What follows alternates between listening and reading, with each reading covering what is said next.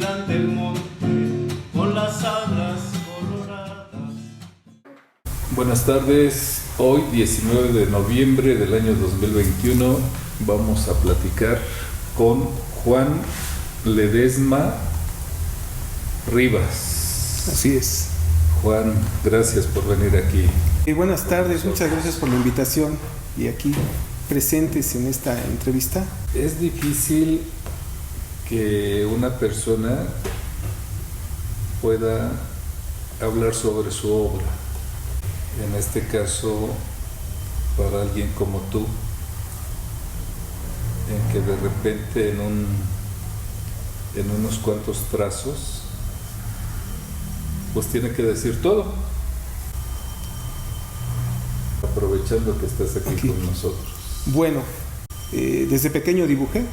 Me gustó mucho dibujar, me gustó mucho leer historietas. La familia Burrón, el Memín Pinguín, los Agachados, los Supermachos, cosas que llegaban, Chanó, que llegaban a la casa, y me llamó siempre la atención dibujar. De hecho, yo me considero que empecé a dibujar copiando. A raíz de eso, estudié la carrera de comunicación gráfica en la UNAM. Es una de las partes que ahorita de la imagen que acaba de mostrar, el logotipo de la UNAM. Esa carrera comprendía el dibujo, y yo me sentía que era buen dibujante, empírico. Entonces, cuando llego a esa carrera, empiezo a conocer otras técnicas de ilustración.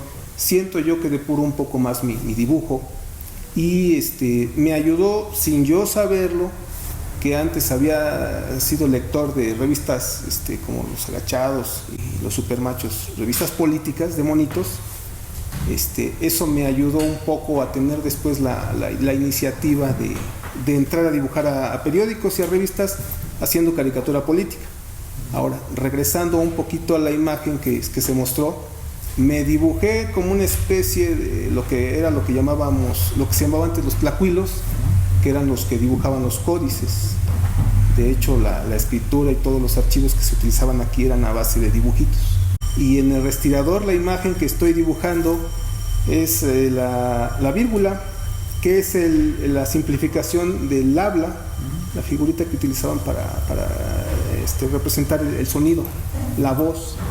Entonces, vaya, esa es la explicación de esa imagen en concreto. Y pues yo, dibujante 100%, a la antigüita, he de confesarlo, todavía soy de respirador, de lápiz, de pluma, de tintas, de colores, de pinceles. Yo soy egresado en el 90. En el 90 salí. Hice mi servicio social en un periódico que se llamaba Humanidades, de Ciencias Políticas, del profesor Jaime Littbat King.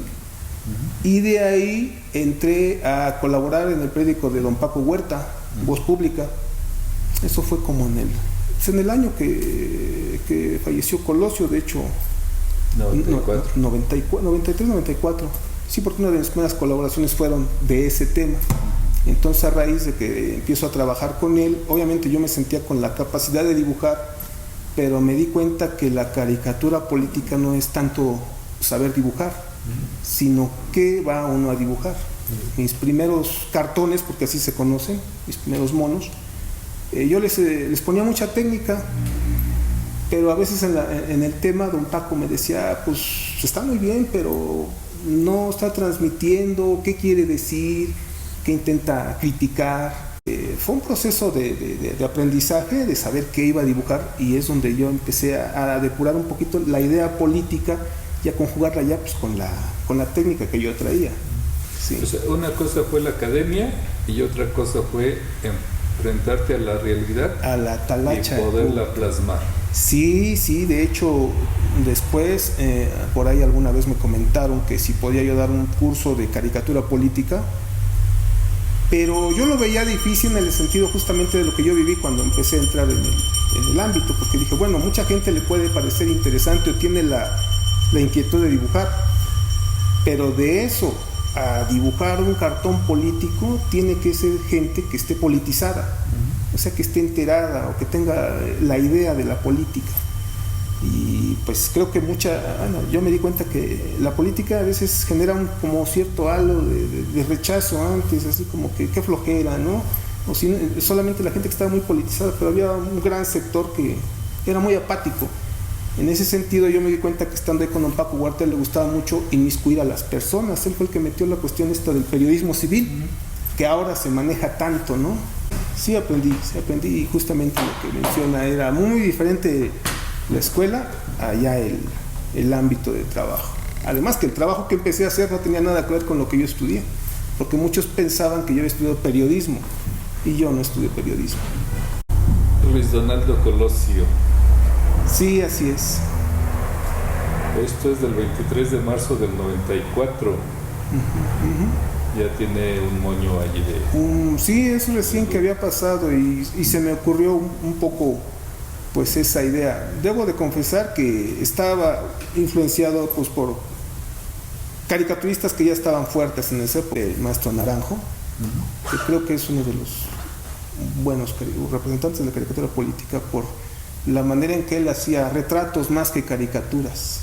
Es algo que me llamó mucho la atención a mí en lo personal. Pero antes del año 2000, ¿quiénes eran buenos caricaturistas en México? Me gustaba mucho a raíz de mi infancia todo lo que hacía el maestro Ríos, porque tengo varios libros de él, o sea, y él mismo alguna vez lo leí y lo dijo en entrevistas, que él no se sentía buen dibujante. Sin en cambio el concepto que tenía él de la política y de temas muy densos, poderlos bajar a un lenguaje muy cotidiano, que es lo que se ve en sus libros, eso me llamó mucho la atención. Helio Flores, parecía muy bueno.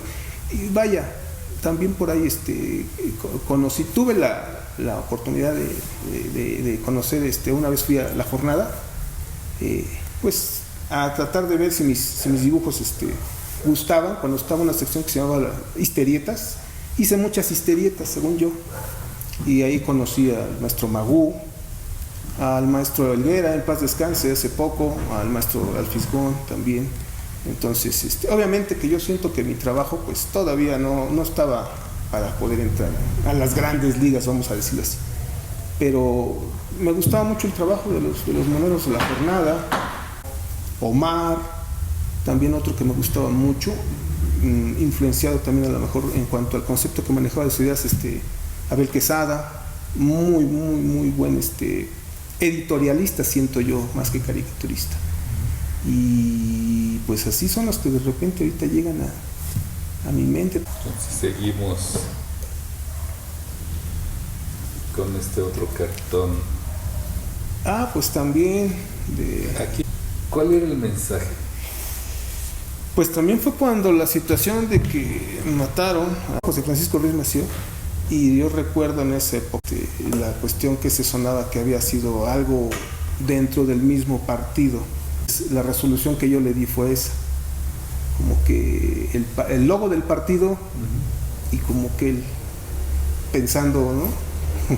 ¿Qué pasó? ¿O qué hizo mal? ¿O qué no hizo? ¿O qué iba a hacer? Vaya, esto de la caricatura también era complicado. Yo siento que era complicado porque creo que había una autocensura, vamos a llamarlo así, y lo voy a platicar porque digo que es autocensura, porque había temas que uno debía de ser muy cuidadoso en tratarlos. En este caso pues era la religión, el ejército, y a lo mejor el tema del presidente todavía no se tocaba tanto como ahora. Había que ser muy cuidadoso, y también la autocensura yo la puedo definir así porque pues se pagaba el cartón que uno le publicaba. Entonces, si el cartón, aunque uno dijera está muy buena la idea, pero no el editor, el que lo revisaba, decía, híjole, está complicado, ¿no? Está difícil. Entonces pues no se publicaba, y obviamente pues no se cobraba, vaya. Entonces en ese sentido yo podría decir que hubo un poquito de autocensura, pero no pensando en represalias. Yo todavía no tenía esa sensación de represalias, sino más bien en la cuestión económica, porque de alguna otra manera pues era mi trabajo. Y hablando de aquellos años antes del 2000, los años duros después que siempre fueron duros, ¿no? O sea, los 70s durísimos. Sí. Pero en el 2000, particularmente con Carlos Salinas de Gortari en el gobierno, toda esta situación que se desde el Ejército Zapatista, Rius Massieu, el cardenal, ¿no? Y por ejemplo también dice el Posadas cartón, que lo asesinan. O sea, toda esa situación, pues eran años muy duros, pero que de alguna forma las personas trataban de ya dejar un poco Televisa, ¿no? Sentían que Televisa estaba engañando mucho, buscaban otras alternativas. La revista Proceso, por ejemplo, ahí era que tenías que ir corriendo por ella porque se acababa. Sí. Pero sí había toda esta situación de alguna forma de decir: esto no sale, esto no se publica, esta noticia no sale, esta fotografía no sale, este periódico no sale. Alguna vez me comentaban que Proceso hace un reportaje de un gobernador, llega a la revista Proceso en avión a este estado, y allí como baja, pues la compran, ¿no? Sí. O sea, la requisaron y no se difundió el número de Proceso. Esos años eran muy, muy duros, tanto para el político como para quien quería hacer de alguna forma una expresión de lo que estaba pasando, ¿no? Tú como caricaturista, ¿puedo decirte caricaturista o Claro. cuál sería el término? No, sí, o sea, bueno, de hecho se les menciona moneros, pero básicamente es hacer caricatura y ilustraciones. La palabra cartón se me figura así como algo extranjero, gringo. De hecho viene de cartoon, ¿no? Entonces, cartonista o el cartón, no, yo siempre decía caricaturista o monero. De hecho, en algunas credenciales que tuve de prensa me ponían reportero gráfico, porque no me querían poner caricaturista. Entonces, pues reportero gráfico son los fotógrafos y yo no era fotógrafo. Entonces, sí, por ahí había un poquito esa situación, pero sí, creo que es mi oficio y me gusta mucho. Se puede decir que en lo general soy dibujante, pero me especialicé o trabajé mucho tiempo como caricaturista en revistas y periódicos. Pues también una cosa que fue mucho antes de que yo empezara a colaborar, pero el tema me pareció muy interesante y en algún momento que se trató hice ese dibujo de Manuel Buendía. Igual. ¿Y cómo nos lo comentas aquí? O sea, está el rostro, está el revólver. El revólver hablando y haciendo un poco un juego de palabras con el apellido del periodista. Y obviamente la pistola pues está dando a entender qué pasó. Eran rudos, que siguen siendo rudos los priistas, ¿no? Pero a veces se les pasaba la mano, ¿no? Sí, creo que al menos yo cuando empecé en esto ya estaba más blandito el asunto, ¿no? Porque sí, bien comenta que antes hubo mucha represión en los medios informativos, había mucha... Independientemente, siento yo que la censura era así una represión cruda, y tajante y física. O sea, te tranquilizas o te vamos a golpear, entonces mídele. Digo, yo no me tocó ya eso, así explícitamente, pero sí se escuchaba, ¿no? Yo también trataba de ser cuidadoso en los temas, cómo los manejaba. No caer en la cuestión tan burda o tan burlona, no lo sé. Coméntanos de esta. Pues es que era lo clásico que inventó el maestro Quesada, el tapado, y en este caso estoy haciendo alusión a la obra de Miguel Ángel, de la creación, o sea, el dedo divino que va a tocar al elegido. Entonces, obviamente que también por la cuestión de la escuela creo que tuve alguna información de historia del arte. Entonces, todo eso que yo aprendí en la escuela me sirvió para vaciarlo un poco en mi quehacer como dibujante. Algunos temas sí me decían, oye, es que como que no le entiendo, chispas. Entonces cuando me decían eso, que yo sí los entendía, o yo decía, están muy claros, pero cuando me iban a decir eso, dije, entonces no estoy cumpliendo con el objetivo, no lo van a entender, va para atrás, pensar algo más digerible, vaya. Y no porque la gente sea, la palabra mal empleada, tonta, pero que también creo que hacer periodístico debe ser parte de educar a la gente, y creo que es ahorita lo que se está manejando. ya en las redes, en los medios que hay ahorita, la gente se está ahorita sí siento que la gente está súper politizada. Diálogo por la paz. También. Sí. ¿Estuviste en Chiapas?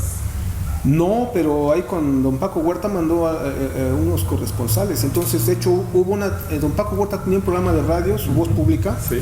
y mandó a una persona que entrevistó al subcomandante Marcos y transmitieron la entrevista de Marcos en el programa de don Paco. Entonces, en esa época fue cuando pues yo trataba todos esos temas.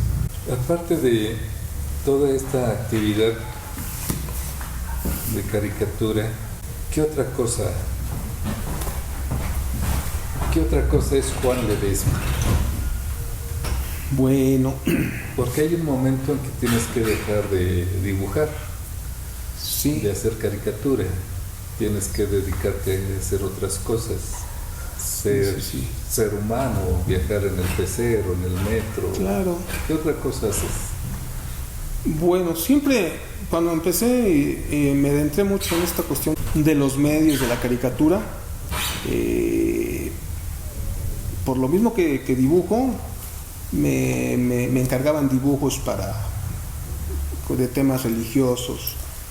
Estuve haciendo mantas para lo que son las portadas de las iglesias, algunos dibujos de gran formato.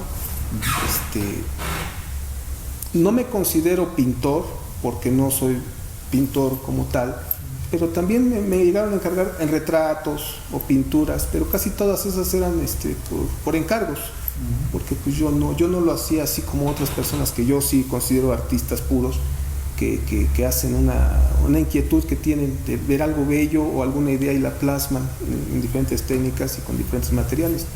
Ahí sí yo no lo soy.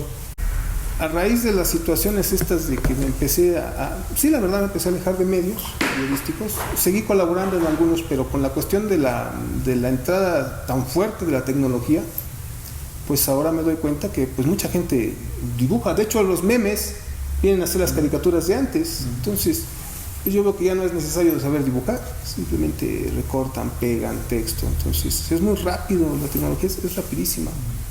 Y ahí es donde yo también empecé a entrar en otras cuestiones. Por lo mismo que dibujo, me invitaron a hacer algunos proyectos de libros y se ilustré, porque la verdad son ilustraciones. Yo ilustré algunos libros y de ahí me empezaron a llamar otros compañeros, amigos que conozco, para ilustrar libros para niños.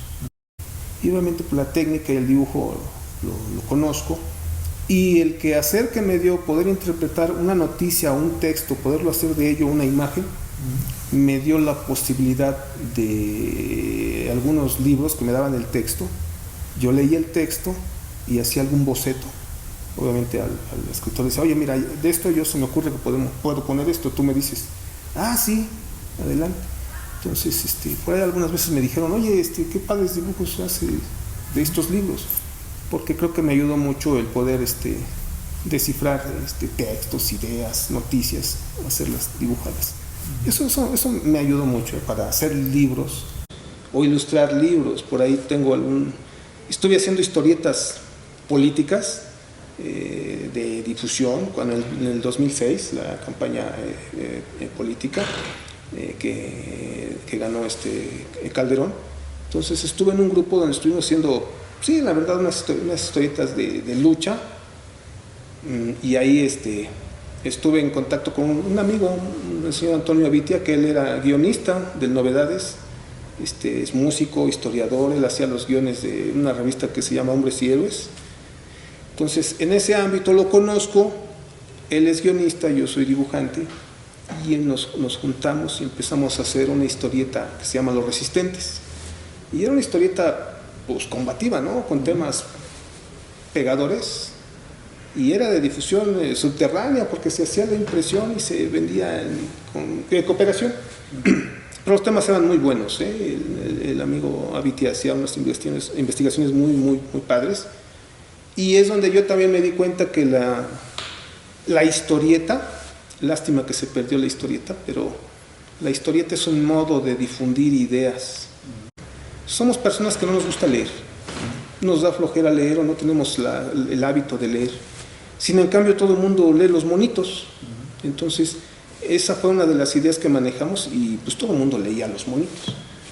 A veces eran textos súper densos, ya nada más yo decía, ay, me dejo un espacio para algún muñequito, pero como eran dibujos, la gente los leía y eso, cuando lo platicábamos con los compañeros, decían, oye, pues qué padre, ¿no? Que la gente entienda o se meta en estas ideas a base de muñequitos, de monitos.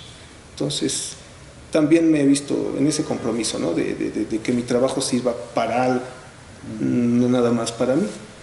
Bueno, con la pandemia todo eso está detenido, pero creo que también es una labor muy padre, ¿no? Para los niños. Yo fui niño y me gustaba mucho buscaba los dibujitos. Entonces creo que ahorita los niños, me he percatado de que los niños también les gustan mucho los dibujos. Bueno, una nieta sobrina que tendrá 3 años, pero desde el primer año de vida yo veía que allí en su carriola que la llevaban, ya le ponían una tabletita, teléfono con muñequitos, allí caricaturas, ¿no? Digitales. Ahora que ya está en el kinder, pienso yo que para ella es más fácil hacer con el dedo quítate, ¿no? Y a ver qué viene, esa situación de agarrar el lápiz y querer hacer algún trazo. Sí. ¿Tú qué opinas de eso?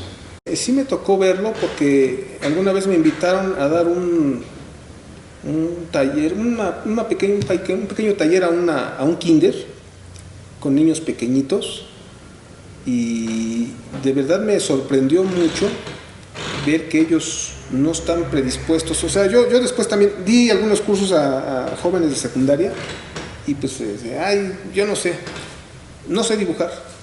Me gusta, pero no sé qué voy a hacer. Y al contrario, los pequeñitos, o sea, yo me di cuenta que no tenían ese prejuicio de decir no sé. O sea, agarraban y rayaban, hacían, ¿qué es eso? Pues es un perro. Ah, caray, o sea, yo no vi el perro en ningún lado, pero ellos dibujaban. Y algunas cosillas que yo les di, obviamente no los enseñé a dibujar porque es muy difícil la cuestión pedagógica, no la tengo. La puedo manejar con adolescentes y alguna vez de un taller de dibujo en el centro regional, pero ya para niños más grandes, de 8 o 10 años. Y ahí también me di cuenta lo que le comento. O sea, había unos que dibujaban muy bien y había otros que de plano nomás iban a pasar el tiempo. Pero los pequeñitos que tuve, era increíble ver cómo ninguno se espantaba del papel y los colores. Era experimentar y hacer. Pero también es muy cierto lo que menciona. ¿Hasta qué punto la tecnología nos está apartando de todo eso? Y sí, yo lo percibo con sobrinos pequeños que tengo. O sea, a mí me costó mucho trabajo entrarle al teléfono.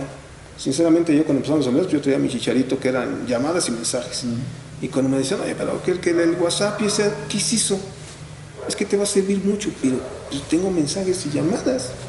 Sin en cambio ahora con los nuevos aparatos, pues sí es cierto, o sea, manda uno mensajes, le mandan a uno imágenes, videos, o sea, es una cosa grandísima la que ya se tiene.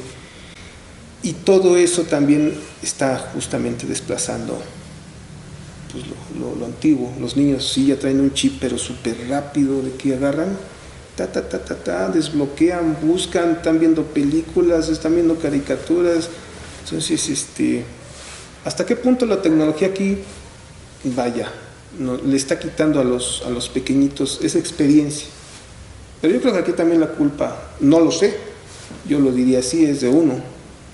Porque pues, yo no estoy peleado con que mi hija empiece a hacer, pero también, a ver, hazme esto, hazme lo otro. Que a lo mejor se van a ver raros con otros niños, pero creo que sí es importante, indispensable que tengan ese contacto con los materiales. Para, no sé, yo siento que despierta una sensibilidad. 2 libros. ¿Por qué no nos platicas de ellos? Pues son mis hijos. Yo de repente digo que algunos de los libros que hago son mis hijos. Este libro es Platicando con Nesa. Yo aquí en Nezahualcóyotl llegué a vivir en el 79, o sea, ya tengo un ratito por acá. Y este proyecto surge a partir de darle a conocer a la gente Nesa, pero Nesa el hombre, Nezahualcóyotl la persona. Estamos aquí hablando de que este proyecto fue hecho para niños, Es un proyecto en el cual entraron un grupo de amigos con los que yo colaboraba, el señor Raimundo Godínez, el señor Arturo Ortiz, director del Centro de Cultura, la profesora Carolina, que es la guionista, la profesora Josefina también. Entonces la profesora Carolina hace los guiones, hace una historieta, hace la vida de Nezahualcóyotl para niños, o sea, con textos. Entonces, en ese inter me dicen, oye, ¿usted lo podría ilustrar? Pero pensando en que va a ser el texto y va a ser un dibujito, una viñetita. Pero ya con la carrera que yo tenía, o con la experiencia de hacer historieta, pues se dividen los temas, porque toda esta historieta fueron entregas en el periódico en el cual salió, se hacía semanalmente, se hacía un tema. Lo que después se hizo fue recopilarlos y hacer un libro. Pero la idea es que Nezahualcóyotl, él se presenta al lector y él empieza a platicar sus experiencias como niño, como adolescente y como adulto, lo que era su entorno, quiénes eran sus papás, cuando lo eligen Tlatoani de Nezahualcóyotl, qué hace él como gobernante de Texcoco, no de Nezahualcóyotl, y entonces hasta que él se despide, porque pensando en que era un librito para niños, o sea, no se menciona aquí su muerte como tal, sino él se despide. Entonces, pues es un proyecto muy bonito. A mí me gustó mucho hacerlo. Una experiencia muy, muy padre, también cuando lo venimos presentando. Y pues aquí sí desbordé mucho lo que es mi capacidad creativa. Y este otro libro es un complemento, que es Coloreando con Neza. Y viene siendo casi pues, un libro para colorear, no tiene nada extraordinario, es un librito para colorear, siguiendo un poquito que fuera compañero de Y esta es una cosa que a mí siempre me gustó, en los libros que yo he hecho míos, me gusta mucho manejar esto, la portada y la contra hago un panorámico. ¿Por qué? Porque en algún momento a mí se me ocurrió poder hacer rompecabezas. Obviamente yo traía también un rollo así como de mercadotecnia que poder hacer. Pero pues las cuestiones económicas se quedó ahí un poquito en el tintero. O sea, es la idea de hacer esto. Y a partir de esto también ya he hecho otros proyectos que me han encargado, pero casi siempre yo como ilustrador. Porque ser guionista tiene su chiste. Y en este caso, digo, no es que me cueste mucho trabajo, pero no es lo mío. Entonces, a lo mejor soy yo más rápido dibujando que investigando, que escribiendo, que haciendo guiones. Pero proyectos muy, muy padres, a mí me gustó mucho hacerlos. Y últimamente, ¿qué estás realizando? En estos años de pandemia, ¿qué hiciste? Pues en estos años de pandemia he hecho muchas cosas que no tienen nada que ver con lo mío, porque creo que a muchos al menos voy a ser sincero, lo que yo hago no es fundamental, ahorita en la pandemia lo vi, no es algo así que digan, híjole, necesito un libro para colorear, a lo mejor en algunas cosas el encierro sí, pero no era algo que dijeran, es necesario un dibujo, es necesario, quiero mi caricatura, quiero un retrato, o sea, no. Entonces, pues sí, me dediqué a hacer otras cosas.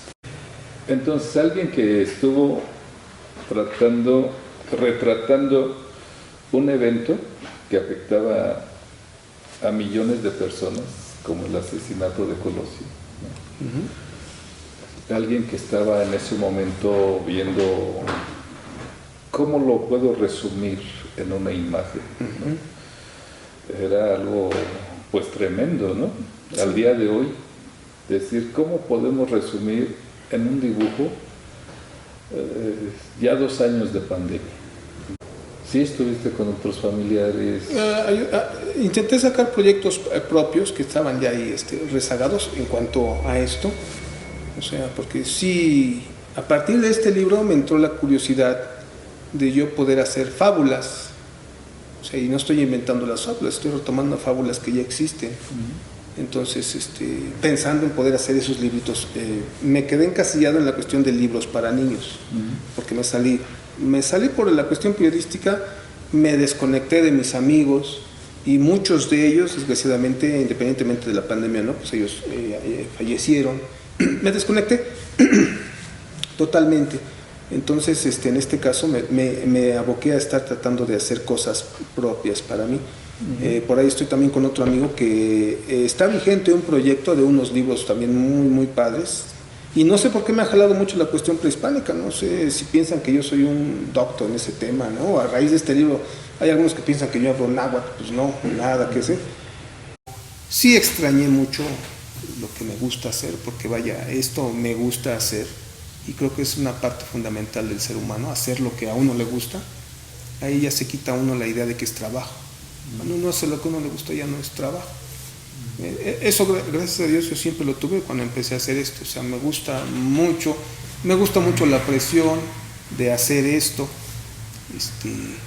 Y pues sí, ahorita en esta época estoy ya también ya esperando que las escuelas se activen, porque los proyectos que yo tenía con algunos amigos, que hice varios libros para niños, son encausados a las escuelas. Entonces, cuando pasó esto, pues vaya, todo eso se detuvo, no hay escuelas.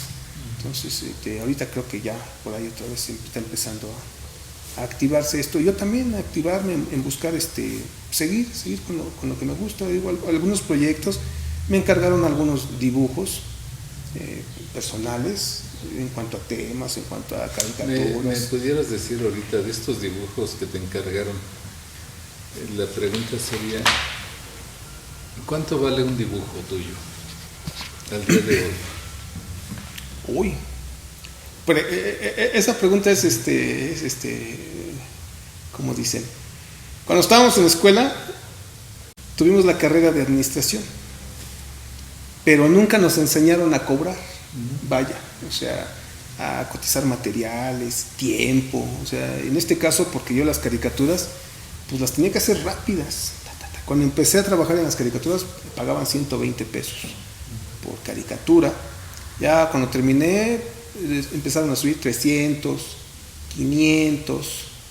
Hubo algunas caricaturas que pues, sí, en alguna época me pagaban 1000 pesos por caricatura. Yo siento que estaban muy bien pagadas para esas épocas. El chiste era hacer más, porque yo estaba en varios medios, entonces era meter varias caricaturas en varios lados. De hecho, yo trabajaba en mi casa. Mi hija era pequeñita y mi esposa iba a trabajar. Y le preguntaban a mi hija en la escuela, ¿y tus papás qué hacen? Ay, su mamá se va a trabajar. ¿Tu papá?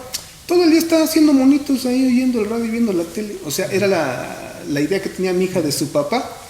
Y en esa época pues estaba el fax. Podía uno mandar la caricatura por fax, porque eran blanco y negro casi todas. Solamente cuando empecé a publicar en color era llegar el original. Pero a mí me gustaba andar siempre de vago en las redacciones, platicando, entregando el dibujo. Pues, ¿cuánto cuesta un dibujo? Una caricatura. Pues ahorita últimamente un dibujo que hice cobré 1,500 pesos. ¿Me pudieras decir el tamaño más o menos? Más o menos como... ¿También implica el tamaño? ¿O es en la que caricatura no tanto es el tamaño, porque pues o sea estamos hablando a veces de obras muy grandes donde llenan todo de un color y el dibujo es muy pequeño. Y en una caricatura pues ¿qué puede uno poner? O sea es el rostro. Salvo que sí hice muchas caricaturas ambientando, o sea, el del niño. El niño de Buzz Lightyear. La carita del niño con el cuerpecito de Buzz Lightyear en el espacio. ¿Sí? Ese tipo de dibujos eran los que hago. Retratos, pues en el retrato no puede uno jugar con el retrato. Pero tamaño casi siempre son, y voy a verme ahorita así porque no ubico los tamaños en contramedias, pero como de un cuarto de ilustración, un octavo de ilustración, o sea, la ilustración se divide, es un medio. Luego un cuarto y luego un octavo. Casi doble carta. En alguna época tuve la gracia de que me invitaron algunos pintores de aquí de Nesa a exponer. Y hice un dibujo. Son caricaturas, yo hago caricaturas. Es una caricatura que estuve exponiendo en La Coyotera. Era una caricatura. O sea, había otros artistas que eran pintores y la mía era una caricatura de Mictlantecutli. Hice una caricatura de él. Pues donde está el dios acostado en su cama así, y una mujer se está desnudando, haciendo la idea de como que van a estar juntos, pero la mujer se está quitando la piel, se está quedando en esqueleto. Entonces, pues la idea se me vino, la hice, y ese cuadro lo vendí. ¿En cuánto lo vendiste? 3,000 pesos. 3,000 pesos. Sí. O sea, vaya, a mí se me hizo curioso que lo compraran, sinceramente. Y también una vez hice unas caricaturas de arte erótico, que para mí eran chistes, que creo que ahorita no se expondrían en ningún lado, por toda esta cuestión, ¿no?, que hay, que vemos que hasta en las caricaturas mismas están censurando a algunos personajes. Entonces también había una caricatura ahí curiosa, chistosa, y también la compraron, ¿ves? Vi que también, o sea, que también hay gente que le gusta este tipo de, vamos a llamarle de arte, porque las mías son caricaturas, es humor lo que yo manejo, sinceramente. No hago un bodegón, no hago un paisaje, no lo he hecho. Si me lo encargaran lo haría, pero yo no lo he hecho. Pero por ejemplo, todo este archivo que hablemos de Rius, ya falleció, hizo muchísimo material él. Todo ese material, todos esos dibujos, al día de hoy tienen un precio.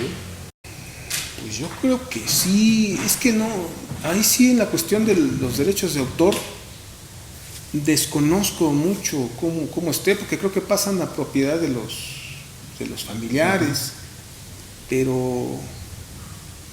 ¿A ti que te gustó mucho el maestro Rius, que lo leíste, que lo saboreaste, que lo tuviste? El humor que tenía. Bueno, sí, perdón, sí. Ahorita te dijera que yo tengo 3 dibujos del maestro Rius, ¿no? Te los vendo.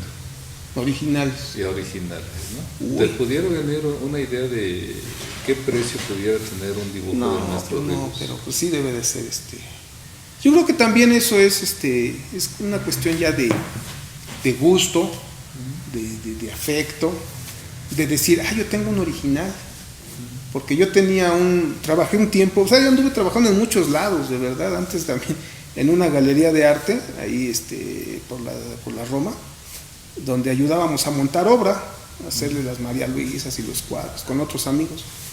Y el maestro que nos contrató tenía un grabado original de Posada, pero era una Catrina. Y lo guardaba, así, lo sacaba, órale. Y nos dijo, no toquen aquí, chavos, véanlo, pero nunca nos dijo cómo lo consiguió o cuánto le costó, pero lo atesoraba así de una manera. Entonces creo que también es un gusto, ¿no? Decir, tengo un original de... Conocí al maestro que hizo el Memín, a Sixto Valencia, sí lo conocí porque había un proyecto también de hacer la vida del Púas. En historieta, en muchos proyectos. Entonces nos citan en el Café La Habana, al guionista, a este maestro, a mí y al Púas. Entonces con la persona que quería hacer el proyecto, estuvimos departiendo, platicando, cotorreando, muy buena onda el Púas. Está chisteando. No, pero a mí me hacen galán, No se concretó. Pero en esa plática el maestro Sixto nos comentaba que es difícil esta profesión porque llega un momento en que al menos yo, que me encargan los cuadros, dice, pues ya, como él, la bronca que tenía con el Memi, dice, pues yo lo dibujé, pero no es mío porque en su momento me lo pagaron. La dueña es la creadora o la que lo editó, se me fue su nombre, y ella lo puede volver creo que lo volvió a hacer el tiro. Y de eso, pues él ya no le da nada. Entonces, sí siento que es un poco ingrato esta talacha, pero uno la hace porque le gusta. Hay muchos vericuetos ahí legales, y si uno también no tiene la capacidad monetaria de entrar en rollos de pleitos, pues ¿para qué se mete uno en broncas? De hecho, algunos libros que he ilustrado, hay un artículo en el que me hacen firmarlo, en el que yo pierdo los derechos de los dibujos. O sea, pasan a ser del que me los compra. Entonces, ¿cuál es la idea yo como dibujante? Si vamos a hacer eso, entonces pues sí intento que me los paguen bien. O sea, porque bueno, pues si van a ser tuyos y tú los vas a heredar, o los vas a seguir explotando, o los vas a enmarcar, pues intenta pagármelos bien, que es muy subjetivo, ¿no? Porque pagármelos bien y pues el dinero va y viene. Entonces, así como que diga, hago una gran fortuna, pues no, porque todo lo he disfrutado, lo he gozado, lo he paseado con mi familia, entonces hasta ahí no me puedo quejar. ¿Qué proyectos vienen para los próximos meses? Pues que que se active todo, que haya más trabajo, que me busquen. De hecho, pues yo buscar ahorita, ¿no? Ver que todavía estoy vigente. Y luchar un poco con la tecnología. O sea, enamorar a la gente que lo que yo hago sirve todavía. Sirve todavía, porque al menos, no sé, alguna vez fui a una entrevista de trabajo a Quehacer Político, ya en sus últimas etapas, y llevé mi carpeta, ya cuando estaba la cuestión digital, ¿no? Que hacían dibujos así, cortan la carita, la pegan un fondo y ya la caricatura. Y no recuerdo bien cómo se llama el amigo que me entrevistó, pero me dijo, le enseñé lo que sí, me dice, no, pero ¿cuánto te vas a tardar en hacer este dibujo, el muchacho? Y le digo, me puedo tardar un poquito más que él, pero sí lo puedo hacer rápido, pues ya tengo años en esta talacha. ¿Qué es lo que más me tarda? Pensar el dibujo. Ya que lo tengo pensado, ya, es este cuate haciendo esto, lo dibujo, lo trazo, lo entinto, color, porque es maña. O sea, quien no lo sabe hacer dice, me voy a tardar años en colorear, y es hacerse mañoso. Entonces, pero ahí como que no me creyeron, dijeron, pues es que y como lo vean muy artesanal, no, pues cuánto nos va a cobrar. Y este muchacho hace bien rápido. Entonces, ¿cuál es la idea ahorita? Pues encontrar esos espacios donde todavía mi quehacer, mi oficio sea bien visto, y competir. Claro, también hay que meterse en la tecnología, ¿no? Ir acotando tiempos, todo esto, porque todo eso también entra en los costos. Mucha gente tiene la idea de que como esto es muy artesanal, pues es muy caro, pero hay un precio también en el mercado, y también, al menos cuando estaba yo en los periódicos, pues se cobra también el nombre, la fama, el medio donde está uno publicando. Entonces, la cotidianeidad donde está uno, o sea, no es lo mismo que estar publicando un cartón diario que uno a la semana, al mes. Yo estuve en periódicos que eran mensuales, periódicos que eran quincenales, semanales. Estuve en un diario, de la Ciudad de México.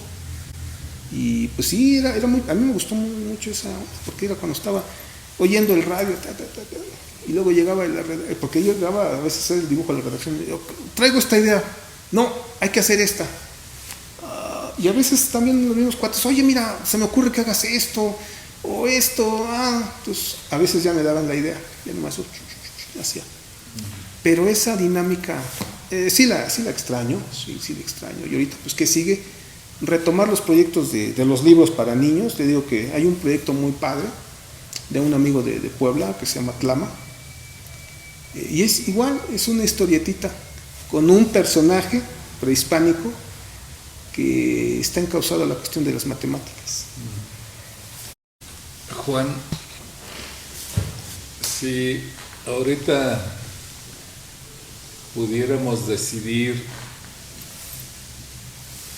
de que tenemos que apartar, ¿no?, 3 archivos que tienen que ver con las historietas, con los moneros, pero que de todo ese gran universo que hubo de cuentos como Memín Pingüín, el águila solitaria, el Calimán, la familia Burrón, Como también. pero de todos esos, del libro semanal, el Pantera, de Trino y sus caricaturas del tercer o cuarto Reich, no recuerdo cómo se llamaba. Ese era Palomo. Palomo, ¿no? que fue el que ilustró todos los libros de secundaria para adultos. Sí. Entonces, si de repente de todos esos archivos que tú ahorita estás trayendo a la memoria, y tuviéramos que guardar únicamente 3 archivos, porque es lo que cabe en la bolsa del equipaje que tenemos para el futuro, ¿no? ¿Qué archivos con este conocimiento técnico, artístico, periodístico, político, social, cultural, histórico, todo ese conocimiento que tienes, ¿qué 3 archivos pudiéramos separar y decir estos archivos los tenemos que llevar para el futuro? Uy, muy difícil, muy complicada la pregunta, pero no lo he mencionado, pero creo que uno de ellos sería la obra del maestro Posada, porque creo que es el primer caricaturista político. Todas esas Catrinas, Pues todo lo que salía todo en lo el que hizo en cuanto a su crítica social que hizo en una época difícil, ¿no? Del porfiriato. Uno, ahí sí creo que es la idea, el concepto que él manejaba, que siento que estaba muy adelantado para esa época. Y otro también su conocimiento técnico como dibujante, o sea, como grabador.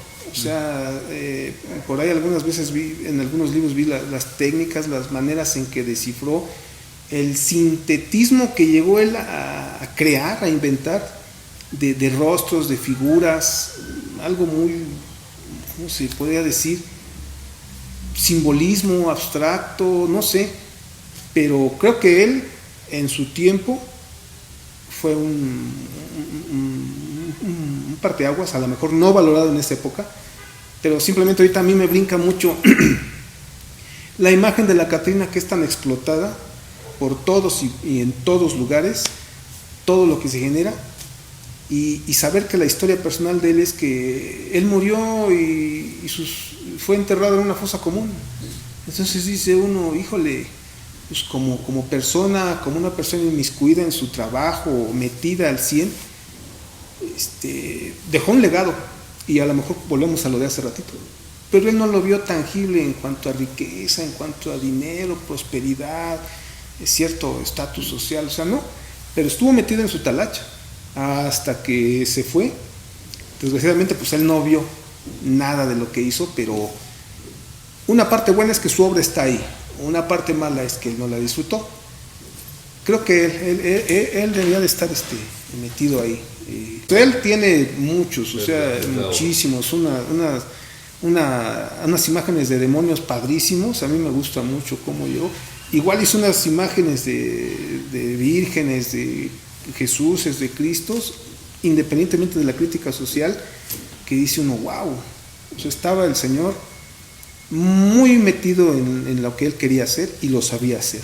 Y volvemos a lo de hace ratito. Sus panfletos que le publicaba el señor Arroyo, pues servían para que la gente que los leyera, las famosas calaveras que manejaban los textos, y a lo mejor no sé si la gente no sabía leer, pero los muñequitos eran fantásticos, ¿no? O sea, los muñequitos jalaban, los dibujitos.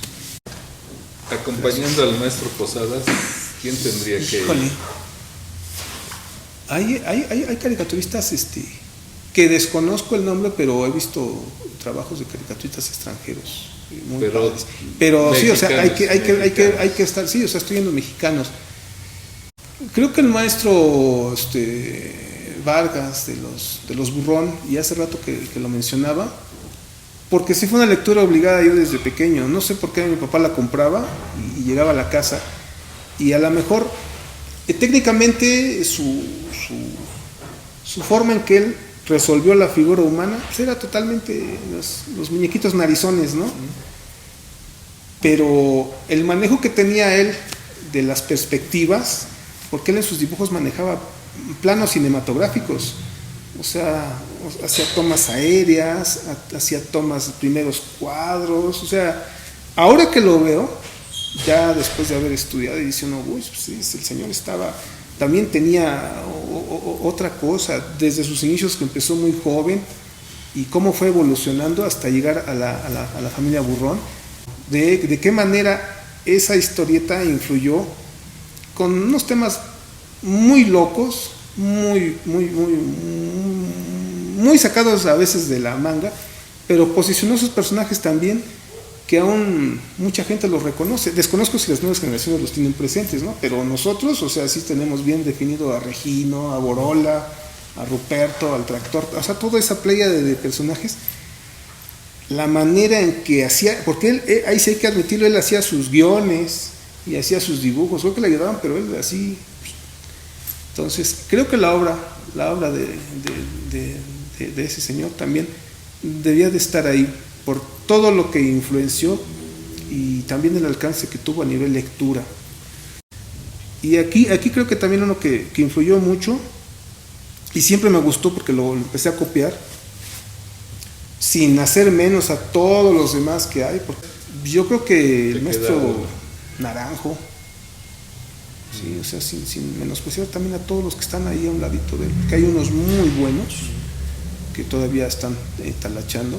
No, pues tan buenos que dejas a un lado a Ríos y dejas a un lado. No, es que también el maestro Ríos, o sea, es que es quien hizo Calimán, que Calimán. Te van a criticar. También Mora, o sea, también el que leí mucho fue Chanó. Chanó me encantaba porque a mí me encantaba, me gusta mucho el mar, y en sus inicios las historias del pescador, porque también debo confesarlo, cuando yo era niño yo alucinaba que iba a ser pescador, y de hecho antes de entrar a la carrera una de mis metas era entrar a la marina, porque también me gustaba mucho esa situación, nada más que como siempre dibujé y en el CCH vi que había una carrera que era dibujo, pues dije, pues va a ser fácil. Entonces el maestro Posada, sí, el maestro Vargas, ¿no? Sobre todo con la familia Burro. La familia Burrón, ¿por qué? Y el maestro Naranjo. Sí, esos la verdad. Y que me perdonen los que... Se tienen que rescatar los archivos, sí, y ponerlos para que estén en el tiempo y se puedan contemplar. Oye, maestro Ríos, a decir, sí, porque también él influyó mucho, pero el maestro Ríos ya fue un poquito ya más usándolo ya en el concepto del quehacer de la caricatura política. Pero aquí y el maestro Burrón, me estoy yendo a mi época de niño, de leer sus aventuras. O sea, por eso ahí creo que yo hice ese apartado, porque, o sea, este es político y es lo que yo después ocupé y lo leía, pero después recapacité porque lo leía y todo lo que influenciaba. Pero el maestro Burrón era el vacilón, así como lo ponía él. Entonces, sí, siento que de niño yo leía mucho ese muñequito, pues, me fascinaban sus locuras que hacía, ¿no? Entonces, creo que por eso lo escogí ahorita, porque es parte de mi infancia de niño, sin tener conciencia de lo que iba a hacer o que me iba a hacer ruido. Y ahora, para no dejar esto allí medio botado y no vernos muy pueblerinos, de todo el manga japonés, la cuestión sudamericana, la norteamericana, hoy la China que está, pero hace rato te iba a decir que todo esto, mis sobrinas, desgraciadamente, yo les compraba, pero revistas pues que venían de China, con dibujitos chinos, porque no había esta posibilidad. Pero la pregunta sería, de todos estos, aquellos que ya del mundo entero, igual si pudiéramos llevar, no 3, nada más 2, que dijéramos, tenemos que rescatar a estos 2. Desconozco, y esa es una caricatura animada que a mí me gustaba mucho de niño. Desconozco quién la dibujó, quién la creó, pero había unos muñequitos que se llamaban Rocky y Bullwinkle, una ardilla y un alce. Sí. Me gustaban mucho sus aventuras. Había un personaje, el malo era Boris Malosnov y su pareja era Natasha Fatale. O sea, los tengo bien metidos, y de hecho ahora con la cuestión esa del YouTube los he buscado porque dije, ay, ¿cómo eran? O sea, quiero acordarme cómo eran, porque eso sí los vi, pero nunca los dibujé, nunca tuve la curiosidad. Ahora que los veo digo, ay, pues están bien sencillitos. Esos así. Ese sería uno. Ese sería uno, sí. El otro. Padre. Y otro que ya me gusta, porque también eso lo empecé a ver, porque me gustaba la violencia, hay que ser sinceros, y también por toda la cuestión que nos llegó de los japoneses, pues los Caballeros del Zodiaco. que son relativamente no tan viejos, pero sí ya tienen un rato. ¿Por qué? Porque después, cuando los vi, los veía y me gustaba toda esa onda así, la parafernalia de los poderes y todo eso que se maneja. Y después, un poquito investigando, se me va ahorita el nombre del autor como tal, pero eso era una manga, o sea, era un dibujante, antes de que fuera una serie animada. Sí, sí. Y de hecho, el mismo autor dice, pues, él no le tenía tanta fe a los dibujos animados. Él estaba muy metido en sus mangas, en sus dibujos tal cual de cómic, de historietas.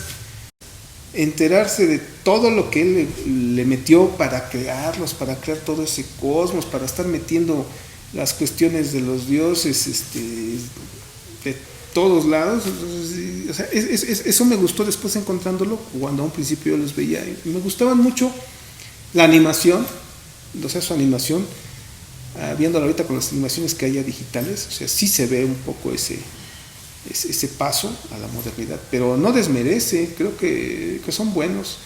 Y además sus guiones, ¿no? Sus atmósferas que metían, sus poderes que realizaban, cómo visualmente los plasmaban, los descifraban. Y dices, oh, sí, están tan padres. Creo que esos serían nuestros, no sé si estén de acuerdo muchos conmigo, pero eso es lo que yo Pues algunos te van a quemar en leña verde, van a hacer el dibujito, van a decir sí, no es poner a Walt Disney. es imposible quedar bien con todos, pero uno está contento, creo que es parte de.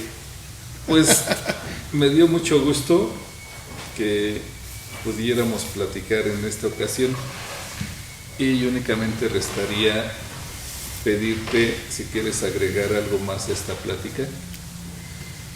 Pues muchas gracias por la invitación, por el tiempo. Debo de confesar que es algo relativamente nuevo para mí, porque yo no soy, luego mi familia me dice, pareces perico, pero es muy diferente, yo creo, que platicar en el ámbito familiar y con amigos, temas comunes y triviales. Y en este caso digo, pues agradezco el espacio y la confianza de esta entrevista, porque pues no es mi fuerte. Siempre a veces hablar en público hay que tener tablas, hay que tener conocimiento, hay que saberse desenvolver, hay que tener vocabulario. Trabajé en un periódico de Veracruz con un señor, Fausto Fernández Ponte, a quien estimé mucho. Él también aprendí mucho de él. Y era curioso porque no es hablar mal, pero las palabras así picarescas salían. Y yo también me enseñé a hablar así. Y obviamente ahorita estoy cuidando mucho que no se salga alguna pequeña palabra, pero es parte de nuestra cultura. Y sí es difícil estar platicando, a veces se cohíbe uno, pero es una experiencia padre, es una experiencia bonita.